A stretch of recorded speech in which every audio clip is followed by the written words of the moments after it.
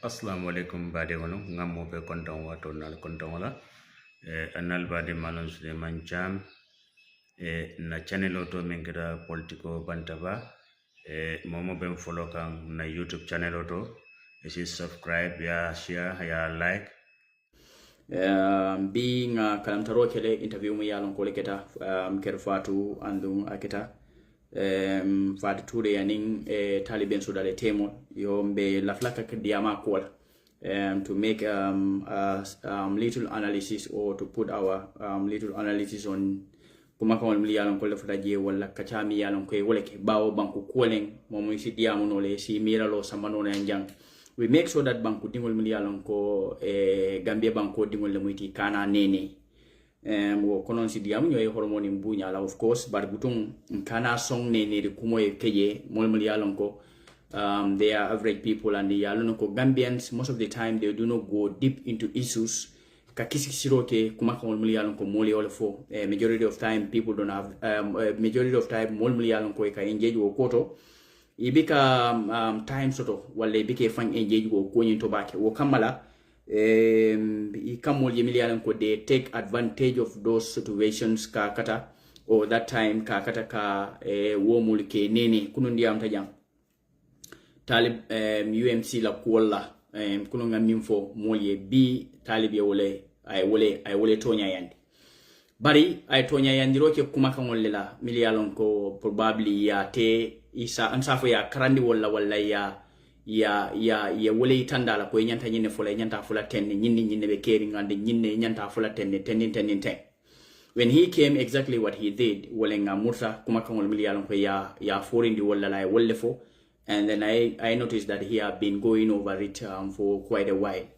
Yo but butung knowing how media works and how things are sometimes done, if this interview might probably be made of thing me along probably major time I am not even ready to get myself into that.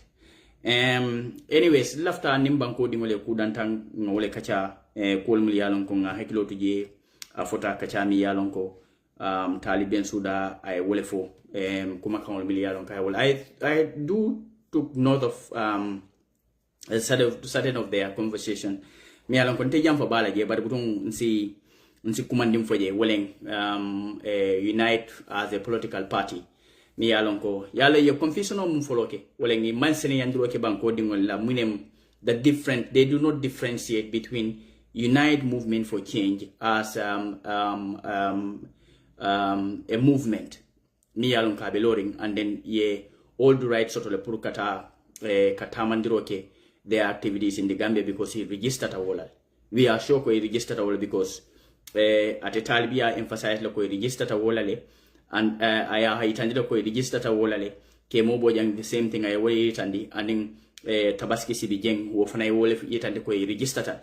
Right? What happened is we need to know this and then nga faham ko ntelimul tuta ntele Gambia dingolu ntelefana mu mira lalta and nyanta nga mira lo kem fongol yele suko defe mul kana nene milialon ko fongol la na fay laftan kan nene wala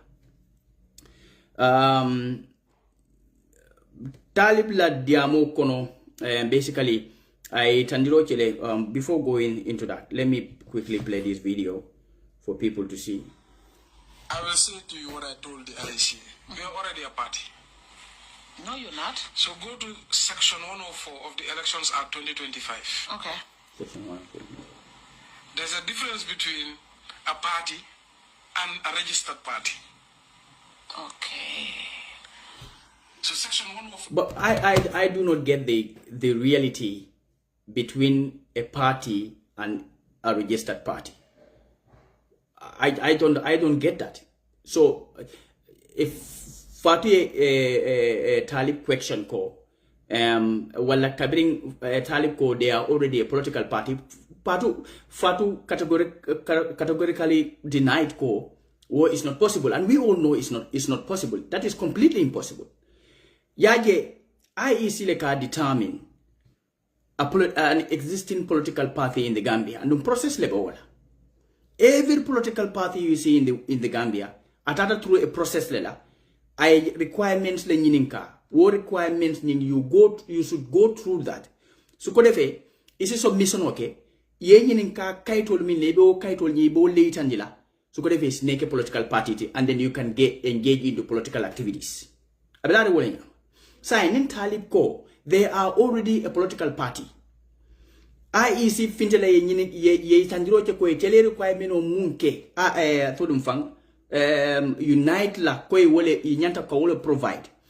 What technicalities are not fulfilled, then there are issues mi yalonko should be on the line. Kaitandi ko Talib ben Sudan ala molu munketa unite party. We are not talking about unite movement for change. Nimu kuflati. And then people are so confused about this. You have Unite Movement for Change, Womu Movement, and the movement they have all the right to go on their activities as a movement in the Gambia. But political activities mu yalon ko ila party nyinenta tamandila IEC mang register as a political party, and now they are denied to go on their political activities using the name Unite as a party. Because a requirement on Munyininka also. Now, if Talib says, they are already a political party because they are in politics as a political party, but IEC may accept. Now, why should they submit another submission? Me alon ko telephone if only requirement on me alon ko yininka wala ya another fenko submit koteke at IEC. This is just confusing. And the Benin Convia, they are trying to confuse the Gambian people.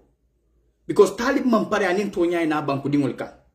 Now he want to use that tactics. Kamol confusing the majority of Gambians muliyalonko, their educational background is not that strong. They might probably not put everything together. So could they face tara nyinne bekeri wala nyinne bekeri. Janika fahamko, they are using the movement instead of their party because they are not established as a political party. They are not established as a political party. Now Talib is trying to force this on people. But instead of Fatu asking him that question, from my own perspective, for any interest, I don't know. But if I was at her position, I would have questioned. But any political party be established in the Gambia, Janin Talib Binala, this Nene Yasin something. I cannot recall her name anymore. Well, the following submission. And the Willia Yitandile ko, Janin Talib Ben Suda Wallana, Ya Willia Yitandile ko, they already, yes, let me quickly do this. Alimbala. They already submitted all the required documents. And the IEC said after 38th of March, any political party registered in the Gambia. And on this clarification, Nene Yasin Yake IEC, Kerfat Kilingot was thrown in there was Kemo Bojang, and then there was Fatu Ture because Atelem hosted. Kemo Bojan went on Kafoko Itelima World Soto, Komi Wokumakam Soto Kabondi IEC. Now they are denying ko IEC Mawofo Italy. But they know ko IEC Kalamtandi World. Let me quickly put this.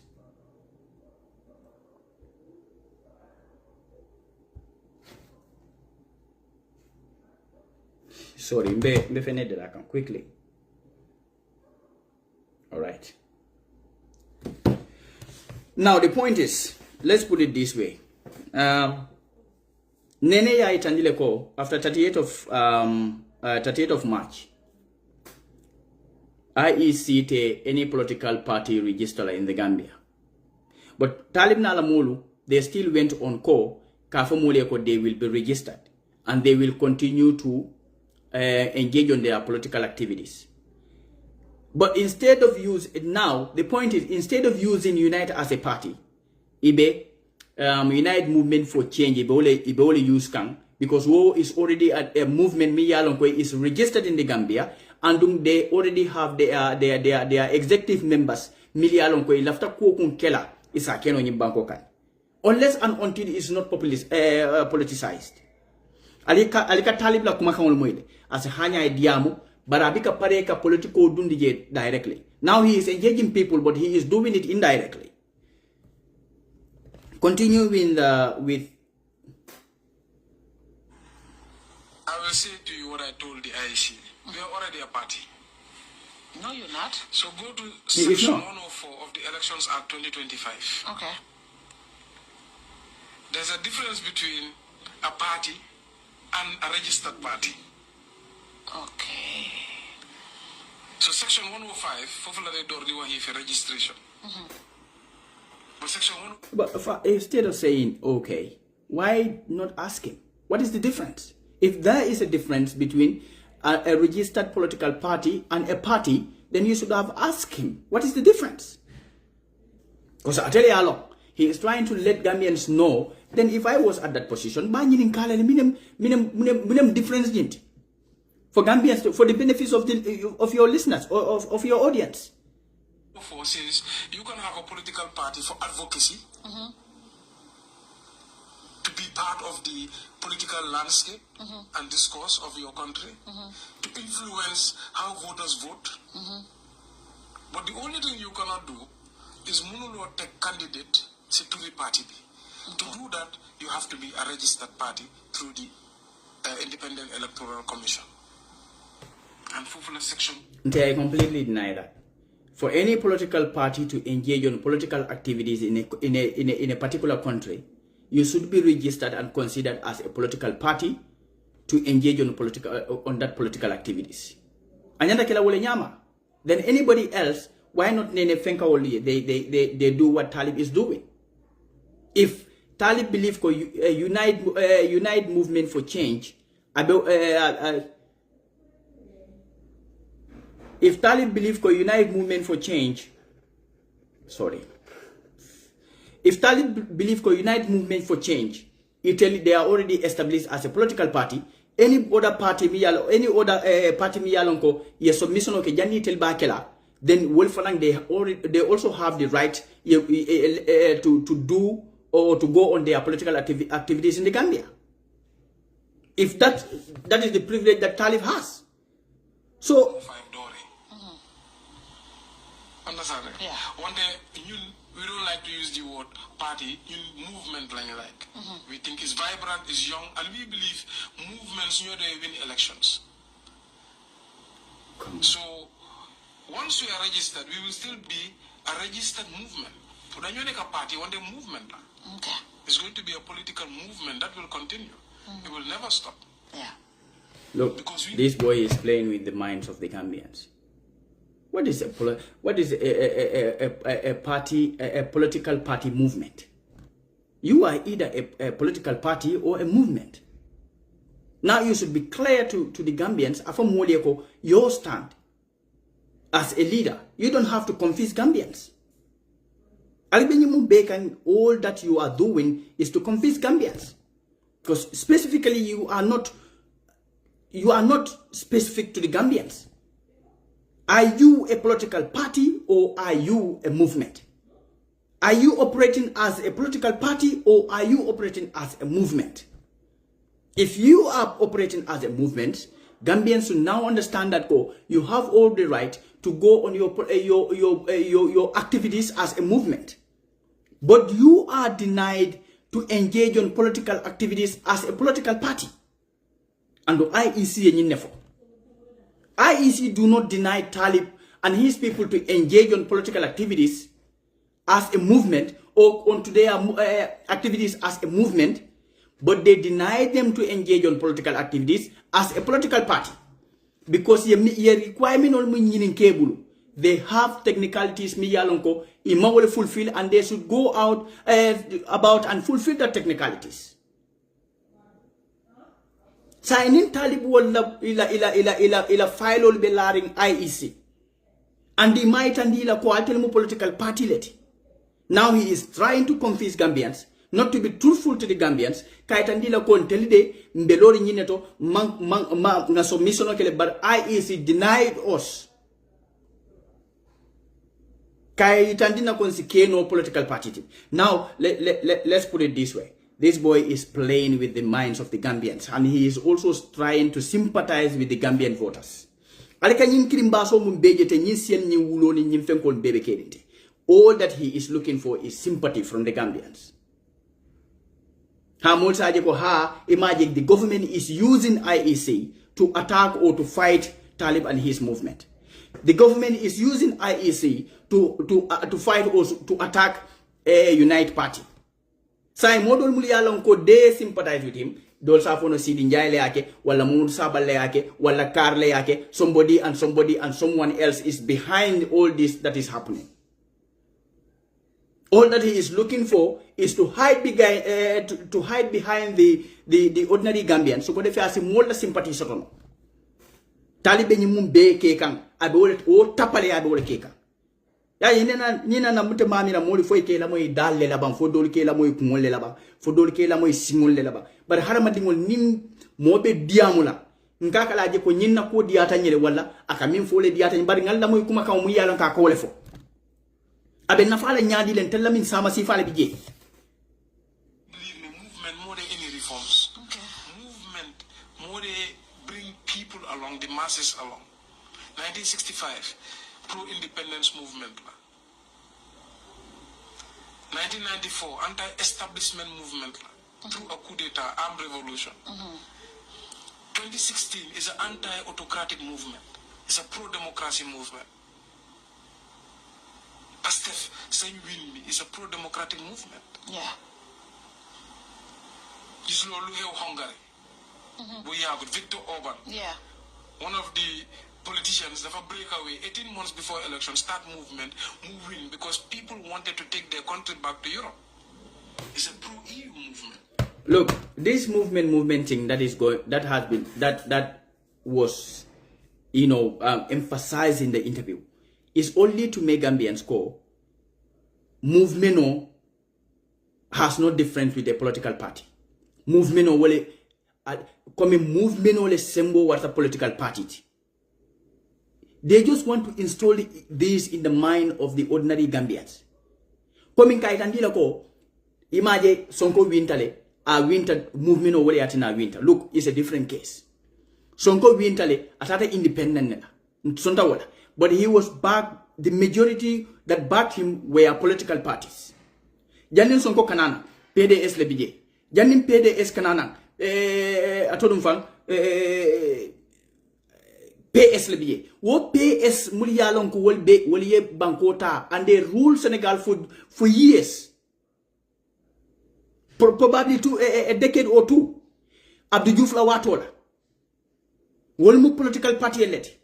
Muy mbota Abdou Diouf la boje kola jamale nata jam PDS wala naja wala kita Ablaye Wade awo Ablaye Wade wonata as a political party leader.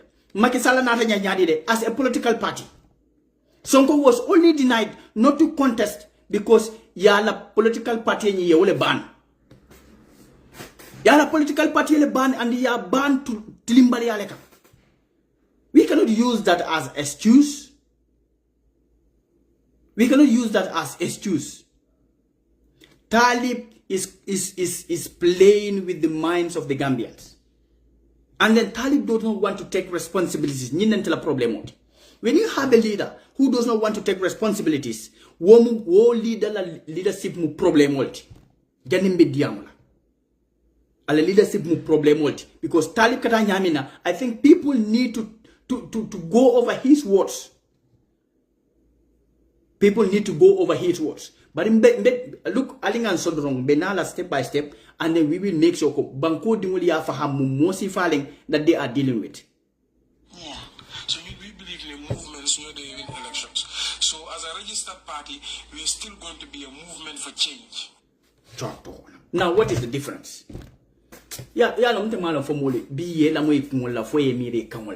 As a registered party, now they are still going to function as a movement.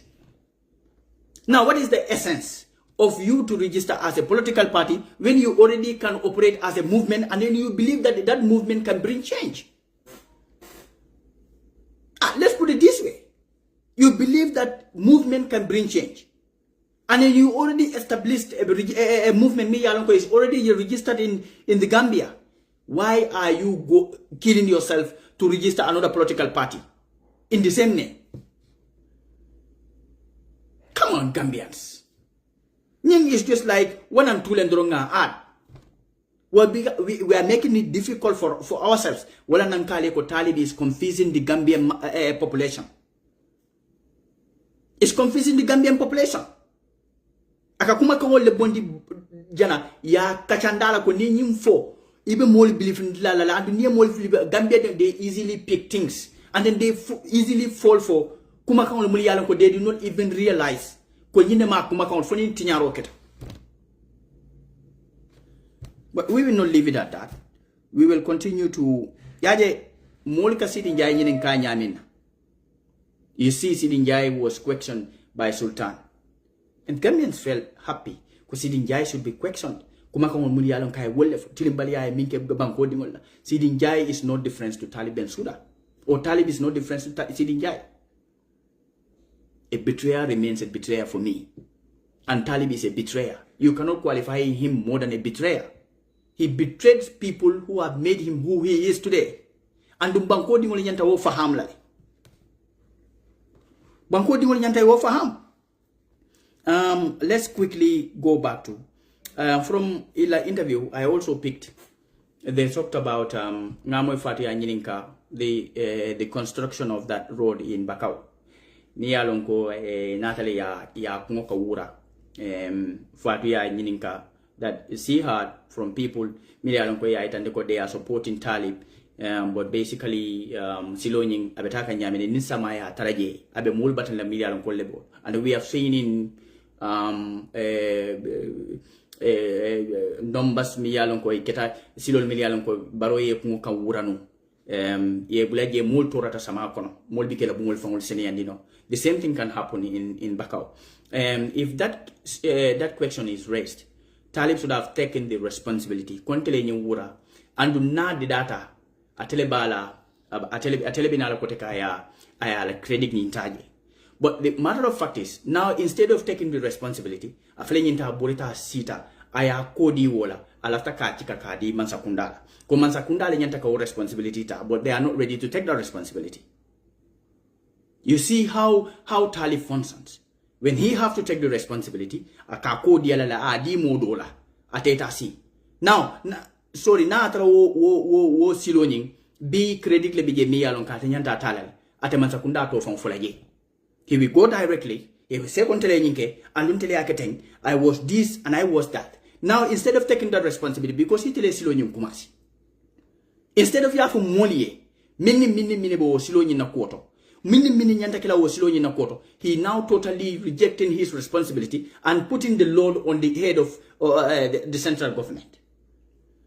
Say, Monmalian Yante Miralo, Kuine, Temira la Kotiki. Ibe wula dron ha imamo Talib fanko ha mansakunda nyanta ka nyineke mansakunda manyinke. Now they will take all the responsibility ya la mansakunda ka nte si fa daki ma Adama Barrow support hani isielo kolon tan nete Adama Barrow support la ba Talib fanante tilimbali ya la Adama Barrow kam moli ya lon ko Talib Adama Barrow fi sa tati ngande wo kan nti fa daki mo fanaki. They are equal to me. In fact, I would have picked Adama Barrow over Talib Bensouda because he is a crook adabi ka tonyafo. Talib le dabi katonya fono. Be the all the people I've spoken with after this interview. Everybody here command hope and tonya pay coming for ending the court. Yara fanye wuliano. This boy is a liar. If you are a liar, we call it openly. You are a liar. There is no way or there is nothing else that we can qualify you than a liar if you lie publicly. That is the fact. It's not an insult. It's not public media. You are expecting us to vote for you. You are requesting our votes. If not me, you can gain somebody from my family. You can gain a vote from my family. But what about I will question your credibility. What about Tinala? I would say the kind of person that I know, Koite Mumu Mosi Fati. Gambians should know the type of leader that we are picking. Munketa Mulla Adama Barola, Atekela Mola Kotake. We are in the 21st century. Jandimbe Motombo na Mumbekela Nyatonko, Mbe Motombo na Muyalonko is credible. And the Momi Yalonko can take responsibilities. You do not take responsibility, Taliban Suda. That is the fact. Nkana Nene.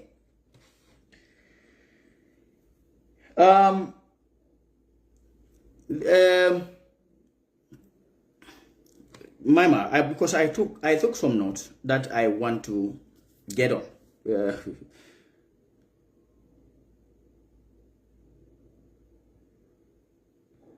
Yes, like I said, Nakumul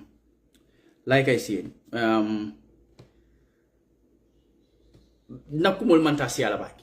And he went on to say, because I have already told people the difference between Unite movement and Unite as a party. Key points in Boltak. And then the other thing is,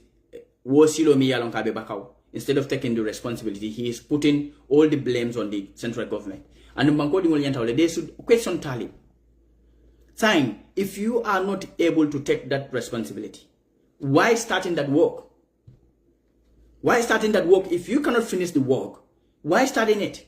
And if the central government is not finishing that work, it will be on your head, and then you will take the responsibility. If there is any blame, better blame the Taliban Suda. We are not going to blame any other leader than you. You should put that in your mind. So it is on your interest. You make sure that you finish that work. If not, people will come out and say, and then you are unable to finish that work.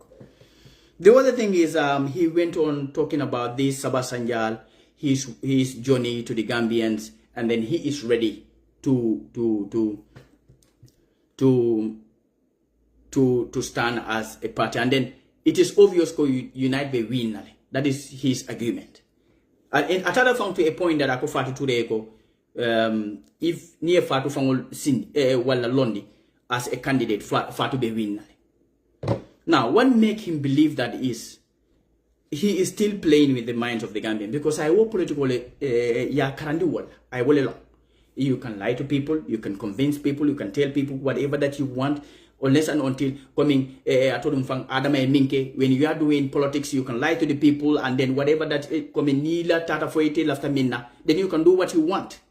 Now he is trying to make people believe Unite is the biggest political party in the Gambia. A political party that is not even established yet. You have a movement. You are operating as a movement. Talib,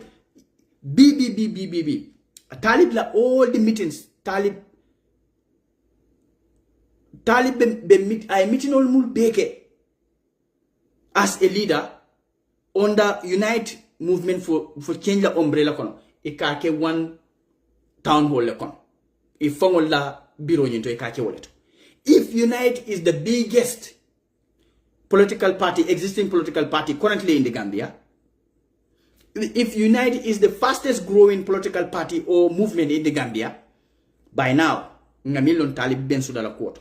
Ngamilon ala mol la quote. I have the audio here. Billahi wallahi wa talai ning ala ning kilate. Ibrahim Adibale be diam kanje. Billahi wallahi talai. Anim be diam ka wala atina manghani ka audio nyim play.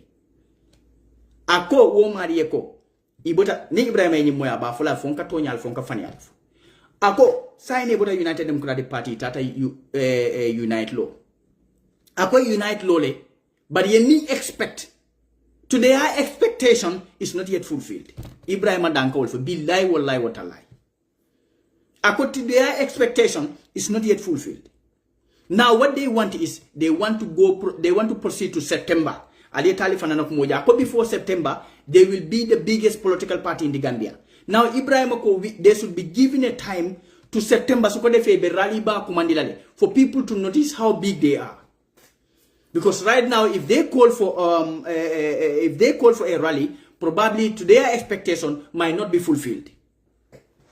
This is what they said. Ibrahim da kumunka Talib diamta Ibrahim munakuma kamola bi. Ibrahim dala kuma kamunka wal fali. but anem be conversation o kono wala yati na man hanika audio ni play woda malen silandi pour ka play. But Talib knows that ko akakuma o ko mu be fu banko di ngola be mu faniati. You know, you can only realize that ala kumo kono ako kabira kata saba over 40 stops here wala kesilo kam over 40 stops kabondi fara fenye kata saba. That is you don't have more than 10 villages in that end. Kabondi fara fenye kata saba. You can count them, it's not more than 10. It's not even 10. Ngamiti no mo aten saba is more than 7 to 8. Nta pamane kundimu. Nata the UDP like ikata nationwide tola. That's what I mean. But not run from as not bank nga finting ata nga mung atenge is halaba. So no lalo ne kendek. Now din Talib ko wosilo kang ye stop yellow over 40. Yala kamine samana. He is now comparing himself. I'm trying to put you into his mind. I want Gambians to read what Talib was saying. He is trying to compare himself to Alaji Hussein. Talib knows ko na finti ning Alaji Hussein fintita bara. Akata nation wa tola. Molika loy silo lekam.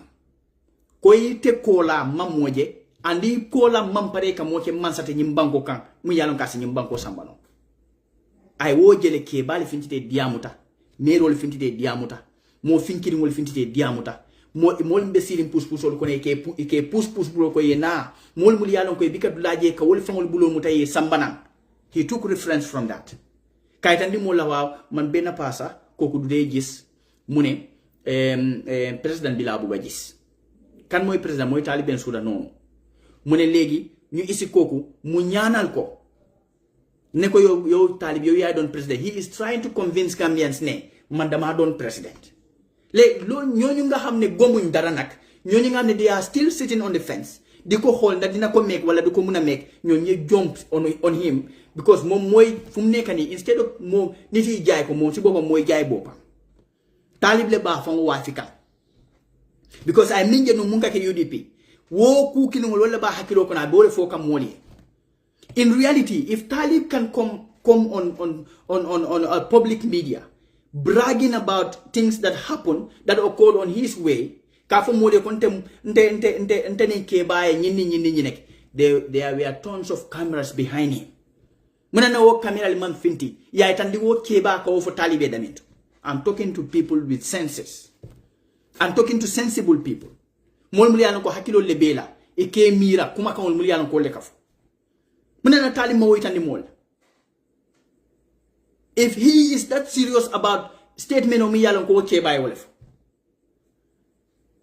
Gor gi gena na mom du de gut sax you know wala du de gis mu laajte ma bu ma laajte mu ne président Talib la buga président bi la buga gis man dama mo dafa wone sa président bi la bu ñe mu ne yow pa all that are propagandas. Dañ buga gomlo Gambien si ne Talib dafa nekk président by force. Now they want to create this atmosphere ñep daw ci mom ne Talib dafa nekk president because Talib mo wara nekk president parce que Talib moy jaay bopam ne president he is presidential.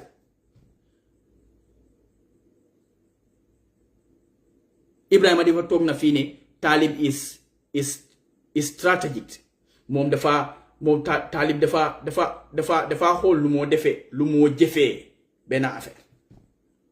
Ibrahima diba lew nin Ibrahima mo fo Talib ya be mine folay. Ibrahima dafa xam lu mo liggé. Ibrahima knows what he is doing. He is intelligent. He knows the country. He can nangam. That is what we expect that you are going to say about Ibrahima. There is nothing else that you can say.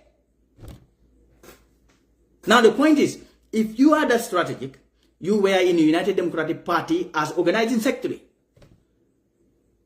We went into election with President Adama Barrow. Talib, we lost even in your area. Even in KMC, United Democratic Party, dafa lose massively. You su fekkene yow da nga am that political influence.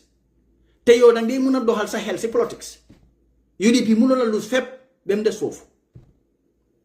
as the head of organizing secretary as an existing political party wala ñun nak ñu bañoon la liggéeyal imam pare ka do ko ken UDP you denied yourself working for UDP talib yow yaay bandi jemeñam du wax dega talib ben sula da di ka toñafo fenkat la lolu man mako wax du dé wax dega de fenkat bu reuy la fenkat bu mag la lu mo wax non yeb he is comparing himself with Alhaji Ousainou Darboe ngeen dee wax ne gaay dañ ko dee wax ne moom mun na nekk president he is presidential gaay yaakaar nañ ko mu dem he made up that story by himself we would have believed that so yow li nga fexe ba ñu wone sa crowd because he also said in his statement ne moom gomul ne moom munoon na pull out that crowd in Saba Sanjal moo tax man la yow xamuloo dara si politique taali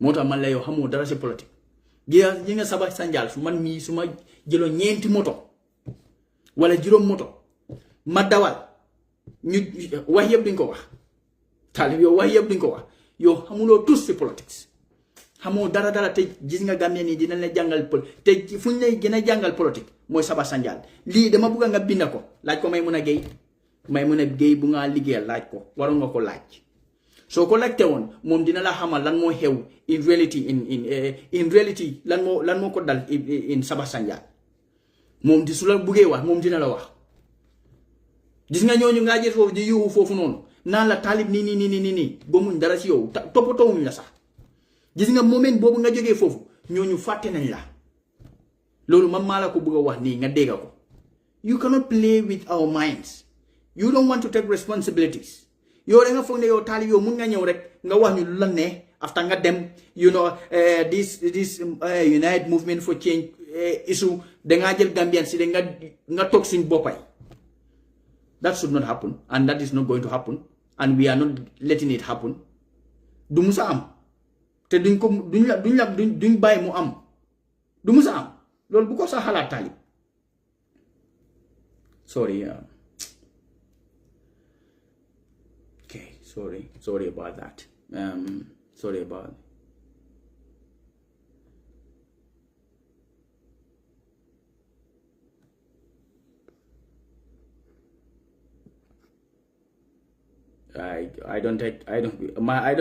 one thing is I don't entertain Talibanese people here. Not for a minute. I don't entertain them. If you are here for Talib, you go and do something else. I don't even allow you to watch. So it's left of you to decide. The matter of fact is, the Mabuga Gambians in your ham lolo, the Talib, Kukilim be more fancy or fanam faha. Ya yin kilim bas mesen dindingo mfong be yeteng. Ning purhaha ni ning haraba mbeye. Taliban distribution all. If he did ask Isa father, he might make him understand certain of Talib is distributing vehicles. Abe motorcycle distribute kanne. Abe some cars distribute kanne. Let me tell you, there are even people from United Democratic Party that will run to him. If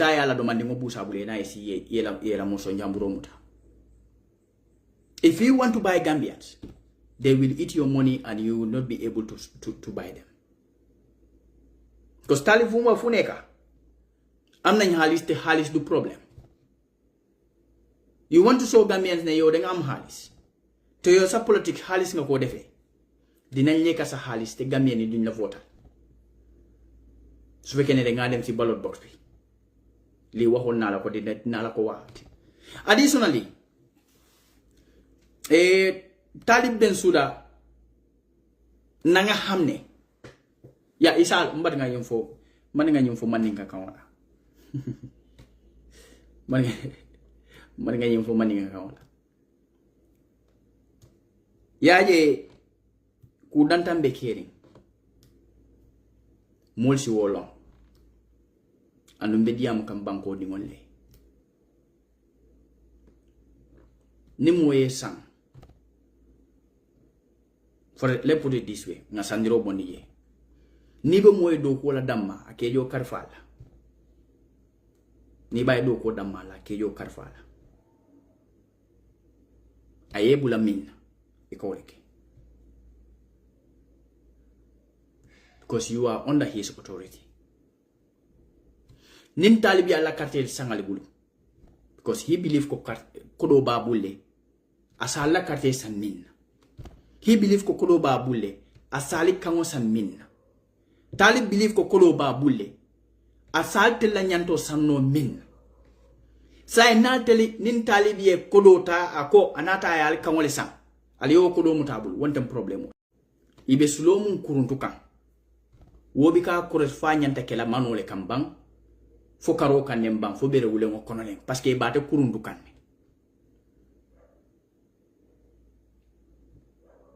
nin talib mang idea soto abe min fula banku dingoli okay sorry no connection all tata no but I'm back nin talib tata fo ako kodo babulu wo kodo nyinga be wole use kan against Gambians he atela a political ideology ala mira loto politiko kono asimune ke no banku dingoli ni banko diala ndene man si fonga moy talibe tara diamula aya fo I am even afele nyindi mbe idea di kan alfa ndene man tara sidi nga moy talib ka fo mole ko nali banko dinna mbe nyinni kelali nana ma moy talib la mole tara sidi ya fo mole ko nali banko dinna mbe nyinni kelali all that they talk about all that they emphasize wolen ka fo mole ko nga nyinne be mbulu na fulola karola nka nyinne di na fulola karola su ko defé ci banku dingol ne no wala ye sang because he believed ko banku dingol konko le bela and he believed talib abe diamo mumbela UDP have been existing in the Gambia Usain Dabo ne man diamo faka fo mole money is not my problem because he do not want to buy Gambians Usain Dabo ne man diamo faka fo mole ko money is not my problem because amanji ko banku dingolu anyante sana ni wala but the message asimune ke no banku dingoli nganiyo mumbato asimune ke no banku dingoli andum ferol muri yalon ka be wolle landila asimun ke no ka banko bondi jin kole akon batali diam ta wato watin alkaminjije wolen tel mumbe mbulu mbe mine ke no la na fulola karola len motol mul bembulu motorcycle mu yalon ko be dila molla mbe mol sanno la nyaadi le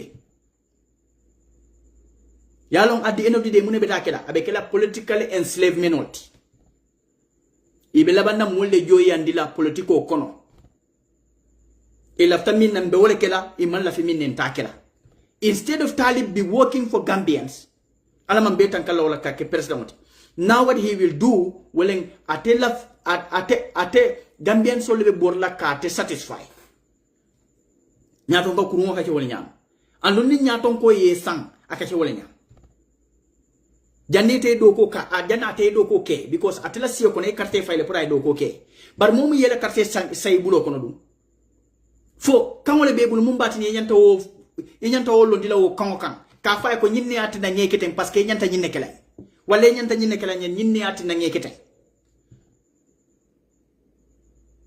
nyinata is very dangerous for somebody to buy your voice in politics ku ko lembale kam moso aye kango sang politiko kono ku ko lemba mom hakilo bale manya na sonna wala konko ye fa wala fisa ye kango sebulu you see a lot of people are suffering today because Adama Barrow ye kango sang you see a lot of people are desperately walking after Adama running after him Fatou Babaro be nenna abe doyala abe kajafila abe kuma kango fole mi yalon ko halamadi yato fa ni halamadi yala nyanto manta but they are still running after Barrow and Fatou Ba because they are choiceless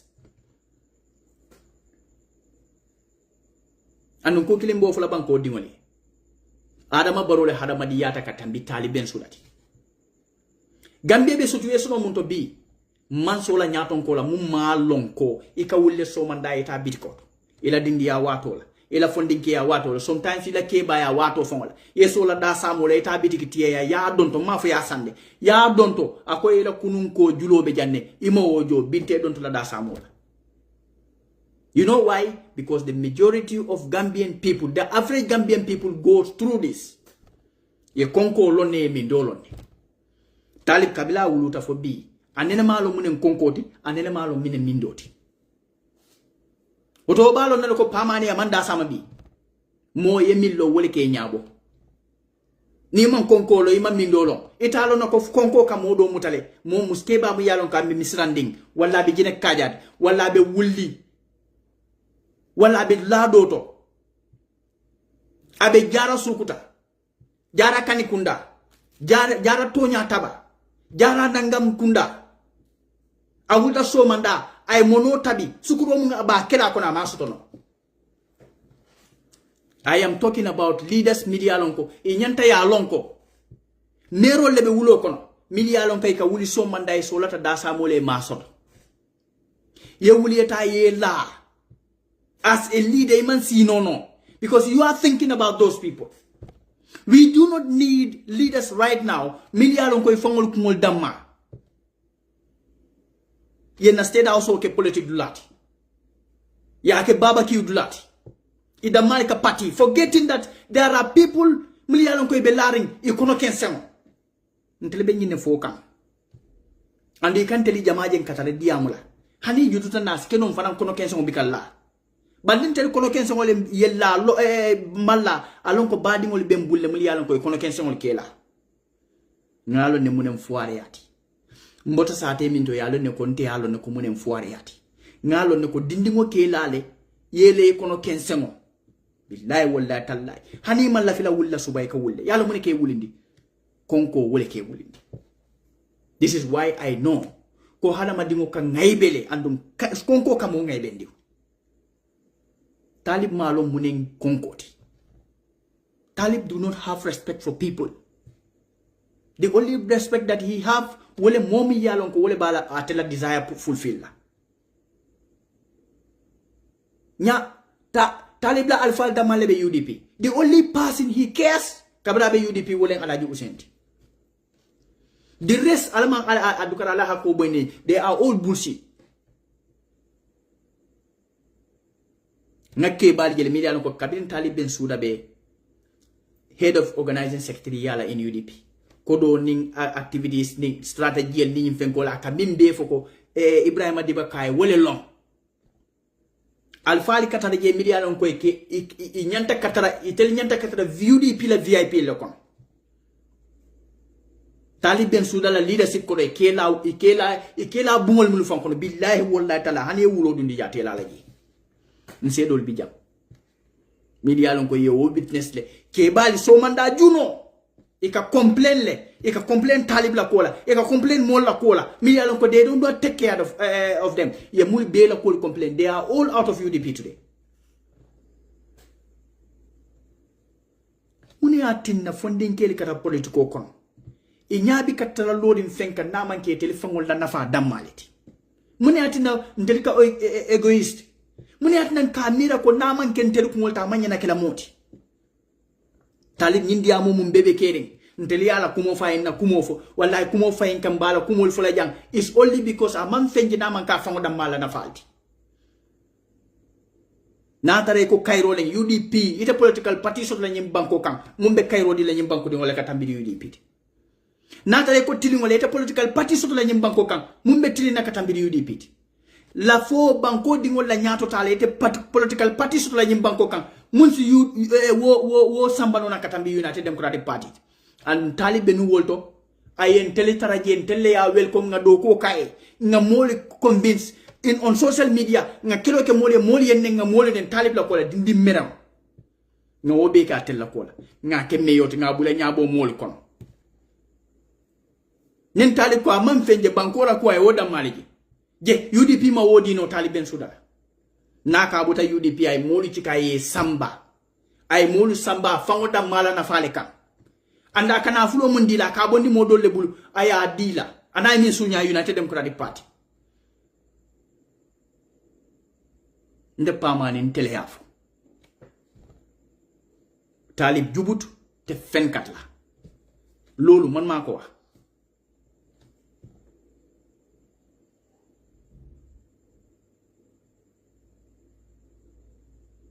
loolu man maa ko wax man Talib Bensouda du nit ku jub te fenkat la daa bi ka tooñaa fo barali mola alfal taliye ke selen downti you build your name on banko dingol la alfal aliye ke alfal taliye doya nyim banko ka Talib kana see in the middle of the Gambian people akata media ta ka pare ka fania fo mole tala lori ka bulo ko say ko tonya itele ka tonya fo andum be alon ka kamin fo mole abe fania le foka. There is no young Gambian politician in the Gambia so manipulative and a liar than Talib Bensouda. Albe dunia Gambia tonko nano be malala tajela.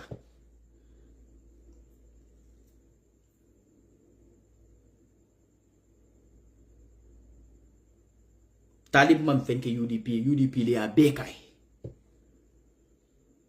But you left Gambians in this situation for your own personal interest. Ye funding ke kendo bela dunia tinyebulu. Ye mol yalon ko de look Talibe min tinya modol ye janni ba realize la ko Talibe nyinne tinye nga futa dandulato. People are still molbe je they are still tolerating certain issues.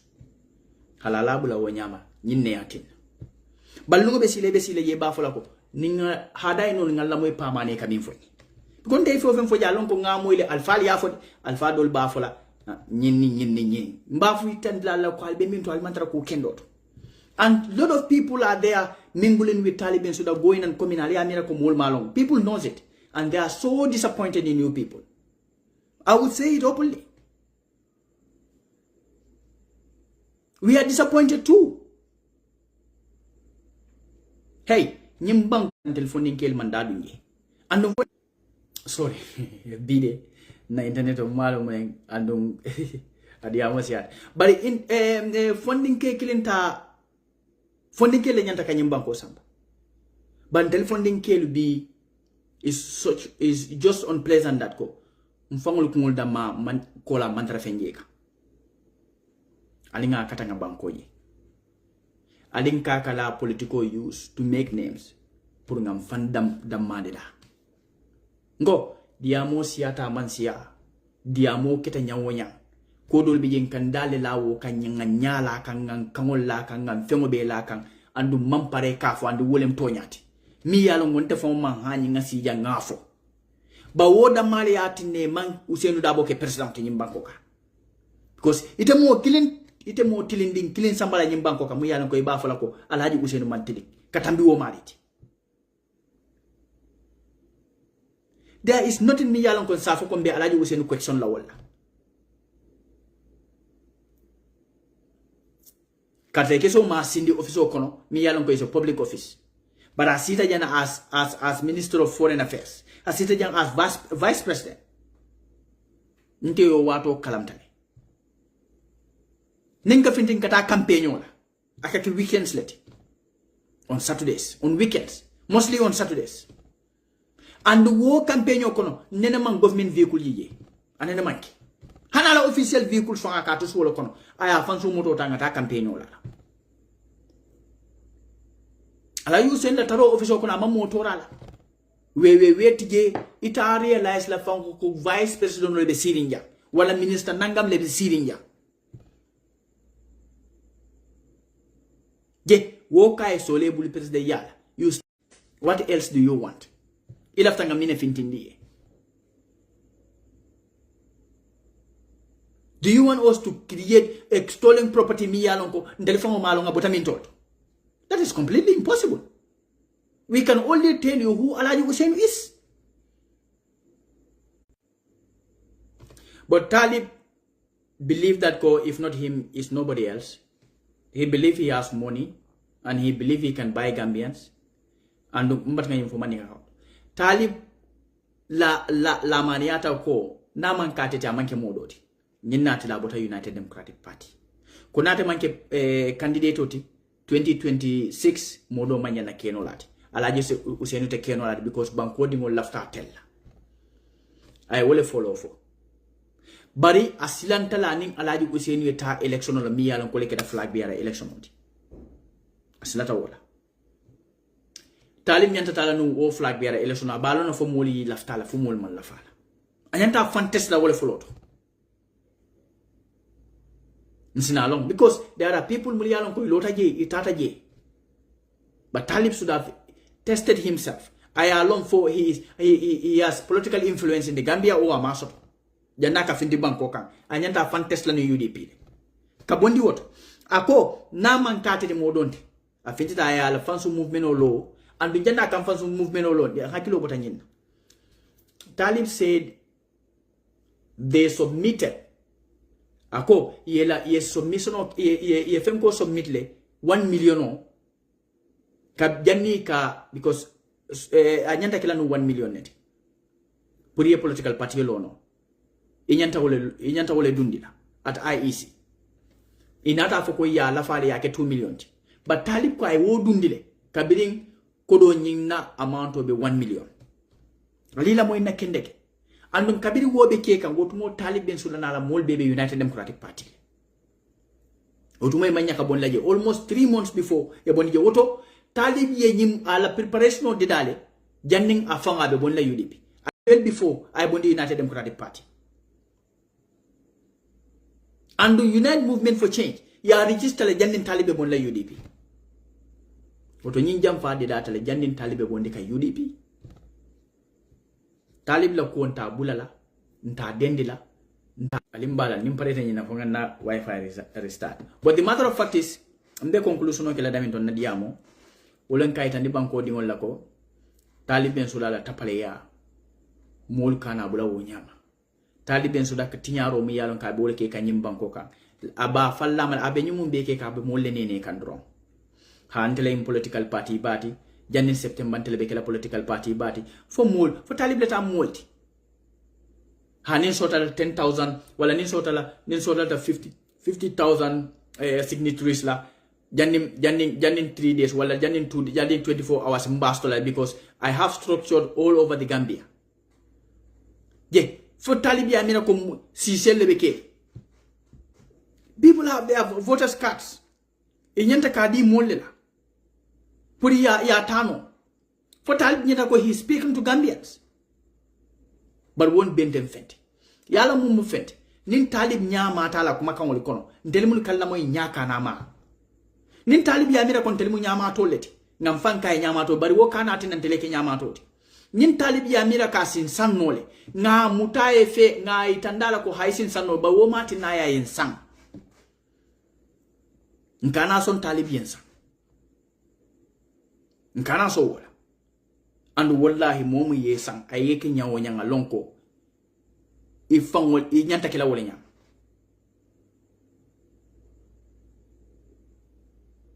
niye momu ibe kuruntu momu be sabaka ibe kuruntu ka bulo kon yu amankete la aman atakele la decision odi fa be kuruntu la manole kan fo ibe tara tapele kan fo ibe tara karole kan fa be kuruntu la atodum fang be gule ngole kon wotani nga hakilotu bake mbe na karte di la minna alin kana son Adama Barrow minke mola modo ina ya ke mola Talib I would support Adama over Talib Bensouda because nyem mo fulul be lon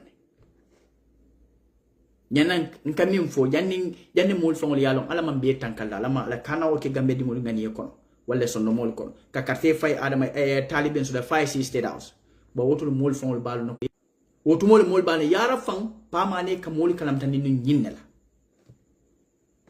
gambe di mala lala hakilotu baki lala hakilotu baba baki I have no interest in suto ba ngana si janka kuma kenso fo moli nga fo ntela nafa nala nafa ndingol la nafa nal dingol la nafa mbela sama nafa ankole fo I would have loved nimoli denyi na ngatra kumo kachala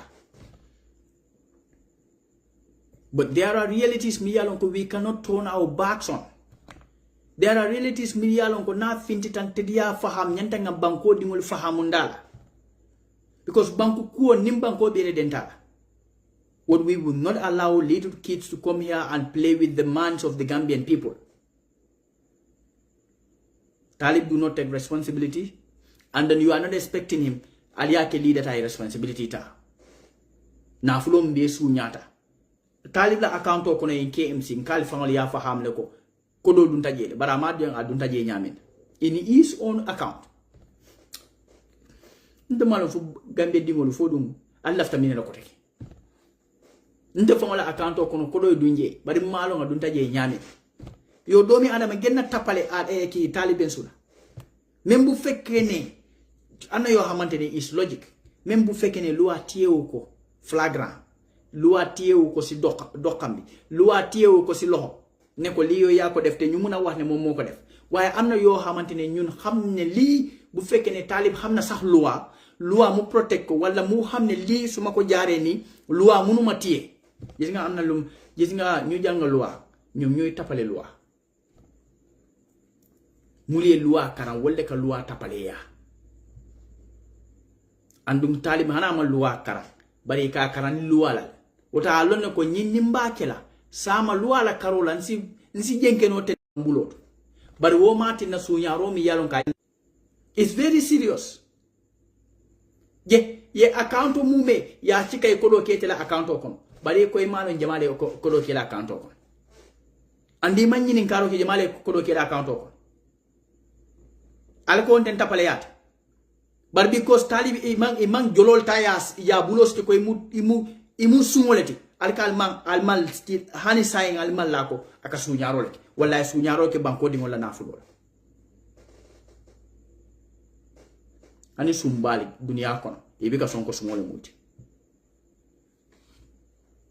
li duñ ko baye non de talib ñun ak yow tank mbaga be ñu aga 2026 lii de man ñeme naa koo wax gis nga yéen taalib lu moo wax ni moom si boppam gomu ko de gomu si dara tous gomu ko si gis nga fenkat moom mooy gom moom si boppam balaa moo fen rek mu gom ne lii maa ñëw fen ni nit dinañ yaakaar ne damaa wax dëgga mu soog a fen mu soog a ñëw fen tey loolu la def taalib knows that ne moom Unite Movement for Change or either Unite Party nekkuñ ci tus luñ foogoon ak luy am du benn gis nga gannaaw élect sax ma wax la lii gannaaw élect bu fekkee taalib dafa oote bu fa zone àdduna bi yëpp wàcca foofu gis nga taalib moo wax la benn affaire gis nga Issa Faal moom ak gaayam yi xam nga fu ñu mujjee kii naka tulaati police station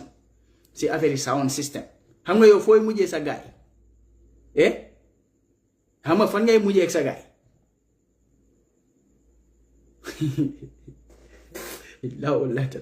yow chief justice mooy toog sa diggante ak sa gaay chief justice sa motocycle yi dinañ leen jaay doo si mun dara sa moto yi dinañ leen yaa doo si mun dara sa alal bi nañ ko pasare doo si mun dara li ngeen jot a sàcc si Gambien si dinañ ko delloowaat si Gambien te doo leen mun dara doo leen ko si mun loolu man maa la ko wax loolu jàppale mu dégg te na la leer ne ñun duñ la bàyyi de ñun duñ la bàyyi nga def Gambien si sa coob nga dox si kaw Gambien si sa coobare loolu duñ la ko non xalaatuñ ko sax we will put you into account te dinañ wax gars yi li ñu xam si yow te dinañ ko teg si dëgga dinañ la wax ne yow fenkat nga góomoo dara lu dul fen di gërëm gars yi di leen sant di leen jaajëfal di gëm Gambien si yépp ñi nga xam ne ñooñu day déglu soo kuuta but anyways mbal be tentula mbal be jayila talib la mol do be e ka fole be na ben distract la dimmo mi account de da dina de jang account de da man soni ade war ke block in 1 second wonte defona bul fedde dun sa be tentinga be jay ga be dimbara